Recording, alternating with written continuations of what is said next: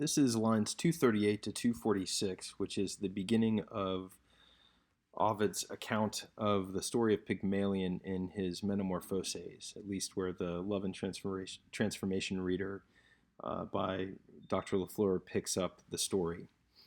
And at 238, we have almost a golden line to start off the narrative here. So sunt and Alcai go together, and Obsceni pro Poetides goes together with Venus in the middle here.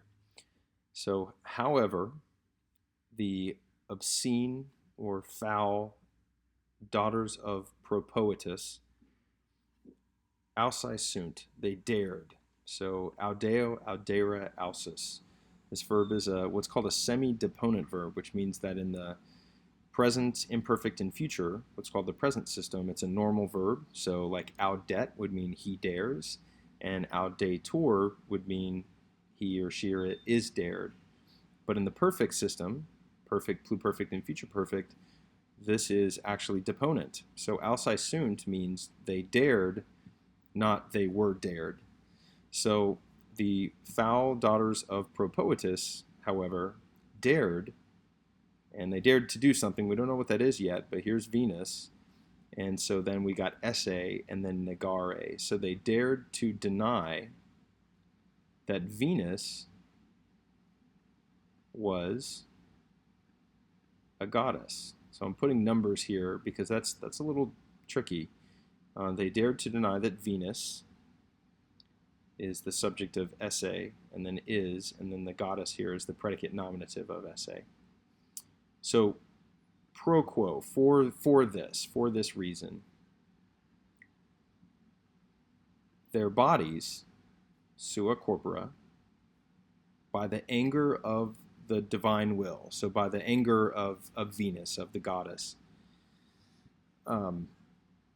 they first, and then pharaoh in the passive here, so we know pharaoh means to bring or to bear or to carry, but in the passive, especially in poetry, it can mean they are said. Actually, in the active or passive, it can mean they say, they relate, they tell. So here, they are said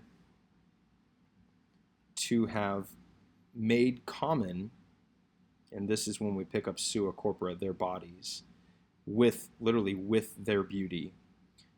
So they first, primi here is nominative plural, are said to have made their bodies common with their beauty. In other words, they are said to be the first prostitutes. And ut, so, and as, and we know it's as because this is an indicative verb, not a subjunctive. If this were subjunctive, it would be so that, or in order to. So, and as their pudor, their sense of shame or their modesty left them, yielded, moved away maybe, but yielded, the blood of their literally mouth, but this is a good synecdoche meaning face. So the blood of their face hardened. And then we see wersai, and they were turned, so we can assume wersai sunt. They were turned into rigid stone with little distinction, little difference. So they were turned into stone, and they looked just like they did as alive. So now we get into the story of Pygmalion here. So because Pygmalion had seen them living their life through crime, and quas, remember Latin uses these QU words to begin a whole new thought, a whole new independent thought, but English we can't.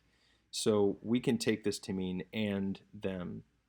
So, and because Pygmalion had seen them agentasing, so living an ilum, a life, through crime, offended by their vices,